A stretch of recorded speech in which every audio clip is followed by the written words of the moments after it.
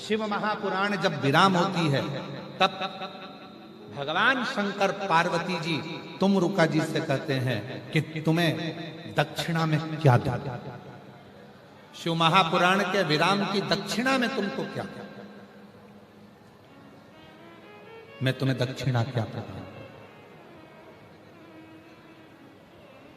और आप सभी ने कथा में सुना है, तुमरुका जी हाथ जोड़कर कहते हैं भगवान शिव जी से, ईसर गोरा जी से, अगर दक्षिणा में देना चाहते हो तो इतना वर दे दो। कली काल कलयुग में जो शिव महापुराण के पंडाल में बैठकर कथा सुनेगा उसकी झोली तुमको भरना ही पड़ेगी, बस ये वर दे।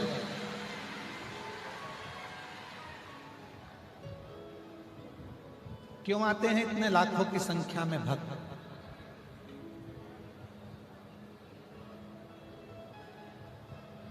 गांव-गांव में बहुत सारे लोग शिव पुराण की कथा करने लगे और गांव-गांव में शिव पुराण की कथा होने लगी। बहुत सारे शिव पुराण के वक्ता भी बढ़ गए, खूब कथा होती है। फिर भी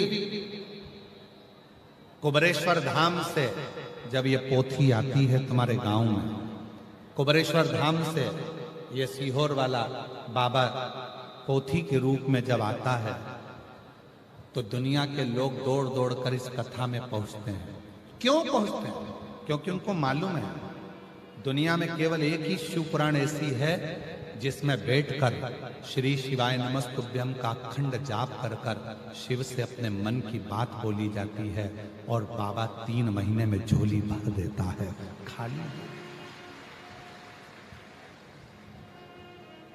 खाली नहीं रखता।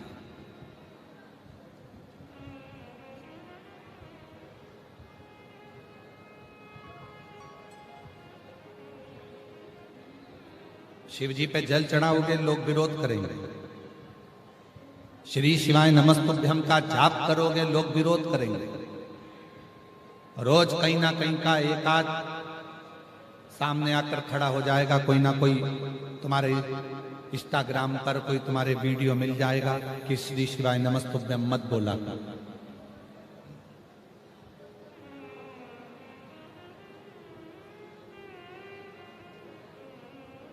जो लोग कहते हैं कि इस मंत्र को मत भजो, उस मंत्र को भजो, ये मंत्र नहीं है, ये ऐसा नहीं है, वो वैसा नहीं है, उनको जवाब लिख कर दिया करो। तुलसी बाबा ने तो मरा मरा जपा था, तो भी उल्टा नाम जप कर भी मेरे राम का दर्शन हो गया था। ये तो शिव है, ये शिव है, भोला है, सरल है, सहज है। वो ये नहीं देखता कि क्या तुमने जपा। सरल सहज उसने नहीं देखा। आपको कथा में कहा था परसों के दिन, मंत्र से ज्यादा काम करता है तुम्हारा मन। कई लोग बैठे हैं संसार में ऐसे, रोज सुबेरे सुबेरे माताएं, कई पुरुष, कई भाई, कई बहन गीता जी लेकर बैठते हैं, गीता जी का पाठ करते हैं, राम रक्षा स्तोत्र का पाठ करते हैं, गोपाल सहस्त्र नाम का पाठ करते हैं, हनुमान चालीसा का पाठ करते हैं, शिव चालीसा का पाठ करते हैं। कई माताएं बैठी हैं, कई पुरुष बैठे हैं। हो सकता है हमारी बात का बुरा लग जाए, हो सकता है हमारी बात आपको बुरी लग जाए। जितने टीवी पर सुन रहे हैं हो सकता है उनको भी हमारी बात का बुरा लग जाए। कई लोग हैं रोज गीता का पाठ करते हैं, रोज हनुमान चालीसा पढ़ते हैं, रोज राम रक्षा स्तोत्र पढ़ते हैं, रोज शिव चालीसा पढ़ते हैं, रोज दुर्गा चालीसा पढ़ते हैं, रोज मंत्र का जाप करते हैं, रोज माला जपते हैं, रोज स्मरण करते हैं, रोज पूजन में बैठते हैं, घर के मंदिर में और पूजन भी करते हैं, रोज भगवान को नहलाते भी हैं, रोज भगवान का श्रृंगार भी करते हैं। ऐसे कई लोग, पूरा दुनिया भरी पड़ी हुई है जो कहीं ना कहीं पाठ, पूजन, अर्चना, साधना में लगे हुए हैं। उसके बाद भी रोज गीता पढ़ रहे हो, उसके बाद भी मन में शांति नहीं है। रोज मंत्र जप रहे हो, उसके बाद भी मन में शांति नहीं है। घर में इतना क्लेश, मंत्र जपने के बाद भी, गीता पढ़ने के बाद भी, रामायण पढ़ने के बाद भी, भागवत पढ़ने के बाद भी, घर में राम रक्षा स्तोत्र का पाठ करने के बाद भी, हनुमान चालीसा पढ़ने के बाद भी, सारी स्तुतियां करने के बाद भी, शिव चालीसा पढ़ने के बाद भी घर में तुम्हारा मन शांत क्यों नहीं हो रहा? क्योंकि तुम्हारे भीतर अहम भरा पड़ा है। तुम्हारे भीतर अहम भरा, इसलिए मंत्र भी काम नहीं कर रहा। मंत्र स्तुति कब काम करती है? जब तुम्हारा मन भगवान में लग जाए और तुम्हारे मन में ये आ जाए कि मेरे घर में जो भी रह रहे हैं सब शिव के रूप हैं, कोई बुरा नहीं है, सब अच्छे हैं, सब अच्छा है, सब अच्छे हैं, सब अच्छा है। जिस दिन तुम्हारी चित्त वृत्ति में ये बात आ जाएगी कि सब अच्छा है, सब अच्छे हैं, सब अच्छे हैं, सब अच्छे हैं, बस उस दिन तुम्हें किसी पाठ करने की जरूरत नहीं पड़ेगी। तुम्हारा मन जब साफ हो जाएगा तो मेरा परमात्मा तुम्हारा हो जाएगा। तुम्हारे भीतर किसी मंत्र की जरूरत है। पोथी पढ़ पढ़ जग मुहा और पंडित भयो ना। पोथी पढ़ते पढ़ते जीवन निकल गया। मैं गीता जी का 18वां अध्याय पढ़ती हूँ, मैं रामायण जी का ये पाठ करती हूँ, मैं राम रक्षा स्तोत्र का ये पाठ करती हूँ, मैं हनुमान चालीसा का ये पाठ करती हूँ, मैं शिव चालीसा का ये पाठ करती हूँ, मैं ये वाली स्तुति करती हूँ, मैं मंत्र माला इतनी करती हूँ, मैं 12 माला जपती हूँ गुरु नाम की, मैं 3 माला जपती हूँ शिव के नाम की, मैं 4 माला जपती हूँ राम जी की, मैं 5 माला जपती हूँ इसकी, मैं 6 माला जपती हूँ उसकी। माला तो बढ़ गई, मना नहीं है, पर मन बड़ा क्या? मन तो उतना की उतना ही छोटा है। अभी भी कमर में चाबी खोस के बैठी हुई है पूजन में भी।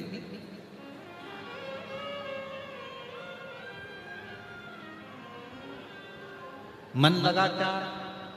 पूजन करने बैठे हो तो भी तुम्हारा मोबाइल तुम्हारे बाजू में है।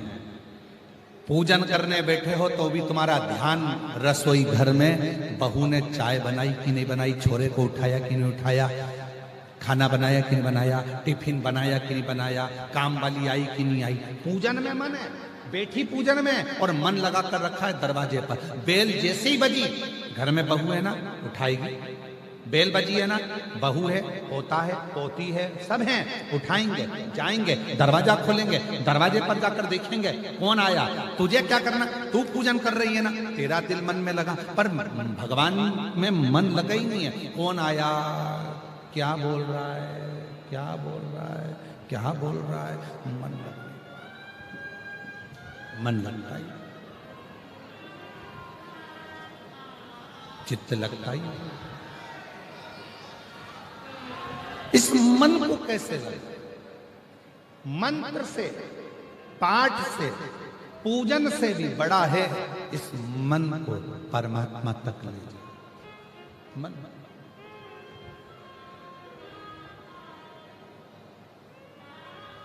हजारों हजारों पत्र शिव महापुराण में आते हैं। इतनी लाखों की भीड़ में जो अपने मन को भगवान से जोड़ लेता है, उसका पत्र 3 महीने के अंदर व्यासपीठ पर आ जाता है। मन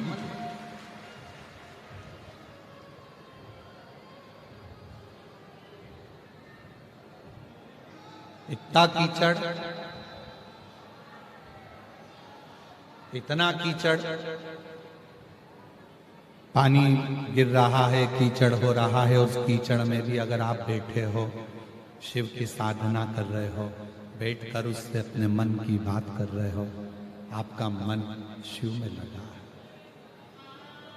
इतनी भीड़ में, इतने ट्रैफिक में, पूरे रोड भरे पड़े हुए हैं, रोडों पर गाड़ियां खड़ी हुई है, गाड़ियां जाम में फंसी हुई हैं। इस जाम के अंदर, इतने कीचड़ में, पानी में, हवा में, उसके बाद भी तुम कीचड़ में भी बैठकर यदि शिव पुराण की कथा को सुन रहे हो तो तुम साधारण नहीं हो, तुम मन लगाकर भगवान की भक्ति में लगे,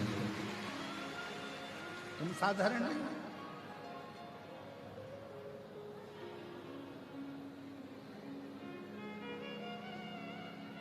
उसकी अविरल भक्ति तुम्हें सुख देगी, आनंद।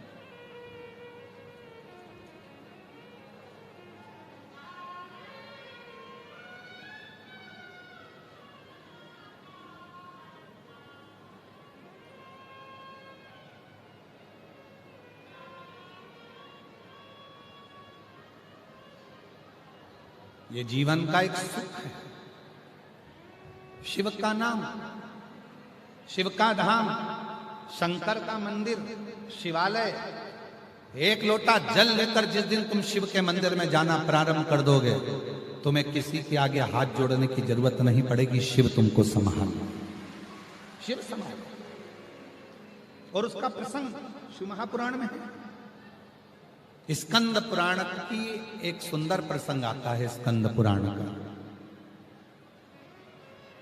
स्कंद पुराण में नागमणि की कथा आती है। नागमणि एक सर्प था, नागमणि। क्या नाम है उसका? नागमणि। जम के बोलो, नागमणि। सर्प है,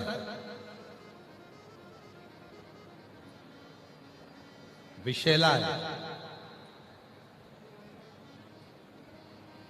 स्कंद पुराण में नागमणि की कथा आती है और नागमणि विषैला है। सांप मतलब विष। सर्प चाहे कोई सा भी हो, उसमें विष जरूर होता। नागमणि में भी विष। पर नागमणि विषैला तो था। एक चूहे को पकड़ने के चक्कर में वो सर्प एक संत के डेरे में पहुंचा।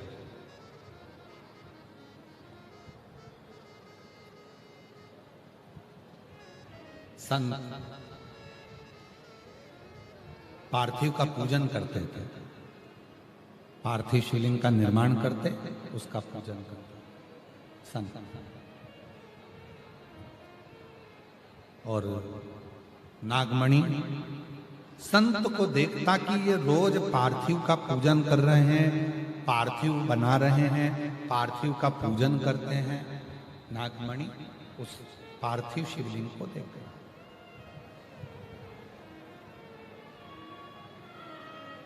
पार्थिव शिवलिंग को देख, जैसे पार्थिव बनाने के 3 क्रम है। पार्थिव बनाने के 3 क्रम है। पार्थिव शिवलिंग का जो निर्माण करा जाता है उसके 3 क्रम है। रोग की मुक्ति के लिए अगर पार्थिव बनाया जाता है तो उस मिट्टी में थोड़ा सा जल और थोड़ी सी दुर्वा का पानी उस मिट्टी के अंदर डाला जाता है। अगर कोई बीमारी है, वो बीमारी नहीं जा रही, पार्थिव के 3 क्रम बने। अगर कोई बीमारी नहीं जा रही है तो आप पार्थिव शिवलिंग अगर बनाते हो, मिट्टी का शिवलिंग बनाकर पूजन करते हो, तो उसमें जल मिट्टी में और दुर्वा, दुर्वा बोलते हो कि दूब बोलते हो, जो गणेश जी को चढ़ती है दुर्वा, उसको पानी में डालकर उस पानी को मिट्टी में मिलाकर फिर पार्थिव बनाया जाता है रोग की मुक्ति के लिए। दूसरा, जिसको संतान नहीं होती, पुत्र की प्राप्ति नहीं है, संतान की प्राप्ति नहीं है, गोदी में औलाद नहीं है, कोई छोरा छोरी नहीं है, कोई बेटा बेटी नहीं है, संतान नहीं है, सालों हो गए, पार्थिव रोज बनाती है, तो उस मिट्टी में अगर थोड़ा सा आधी चम्मच, 1 चम्मच गाय का दूध मिलाकर फिर पार्थिव लिंग का निर्माण करे पानी के साथ मिलाकर, तो उसके घर में दूध पार्थिव में डलने से पूत जरूर आता है, निश्चित पूत की प्राप्ति। पार्थिव में मिट्टी के अंदर अगर आधी चम्मच भी गाय का दूध डाला, पानी डाला और पार्थिव शिवलिंग का निर्माण करा, जिसकी औलाद नहीं है, तो वो पार्थिव अगर बना रहा है, पार्थिव का निर्माण कर रहा है, उसका नियम है कि हर प्रदोष को, सोमवार को या सोमवार की अष्टमी को या कभी ना कभी उसका मन करता है तो पार्थिव लिंग का निर्माण करता है। अगर पूत नहीं है तो दूध का प्रयोग करे। तो दूध अगर पार्थिव में मिट्टी में डाला जाए, आधी चम्मच, 1 चम्मच और पानी के साथ मिलाकर जब पार्थिव शिवलिंग का पूजन करते हैं, उसको बनाकर पार्थिव बनाने के बाद जब उसका पूजन करते हैं, तो वो दूध हमारे घर में पूत जरूर देता है। पहले नंबर पर है दुर्वा का जल, रोग निवारण के लिए हो जाता है। पार्थिव में दूसरा वर्णन आया है दूध का डालना। वो संतान देता है। तीसरे नंबर पर पार्थिव अगर निर्माण कर रहे हो, कोई लक्ष्य है, मेरा यह काम है वो पूरा नहीं हो रहा, बहुत दिन से अटक रहा, बाबा पूरा करना है, तो पार्थिव में चंदन घिस के, चंदन को घिसकर उसका थोड़ा सा भाग पानी मिट्टी में डालकर फिर पार्थिव का निर्माण करा जाता है, पूजन करी जाती है।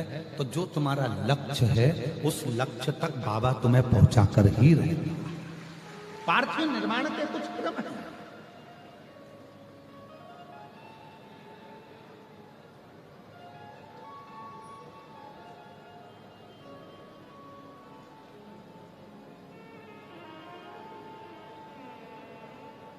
पार्थिव कैसे बनाया जाता है, किस कार्य के लिए बनाया जाता है? कई बेटियां ऐसी हैं, गुरुजी 32 साल की हो गई, शादी नहीं हो रही। गुरुजी लड़का 38 साल का हो गया, शादी नहीं हो रही। गुरुजी 28 साल का हो गया, शादी नहीं हो रही। तो भाई पार्थिव बना रहे हो ना, उसमें थोड़ा सा गाय का घी उस मिट्टी में थोड़ा सा 2 बूंद भी डालोगे तो बहुत है, और पानी से मसकर फिर उसका निर्माण कर कर फिर पार्थिव की पूजन करिए। कैसे विवाह नहीं होगा? भोले बाबा शादी करा के ही मानेगा। पार्थिव बनाने का नियम है। ऐसा नहीं है कि केवल पानी में मिट्टी को घोल लिया और पार्थिव लिंग का निर्माण कर लिया। हम 1.25 लाख बना रहे हैं, हम 2 लाख बना रहे हैं, हम 5 लाख बना रहे हैं, हम 1 करोड़ बना रहे हैं, हम 20 करोड़ बना रहे हैं। बनाओ, मना नहीं है, पर पार्थिव बनाने के भी अलग अलग नियम है। कौन सी चीज के लिए, किस चीज के लिए पार्थिव बना, किस चीज के लिए पार्थिव?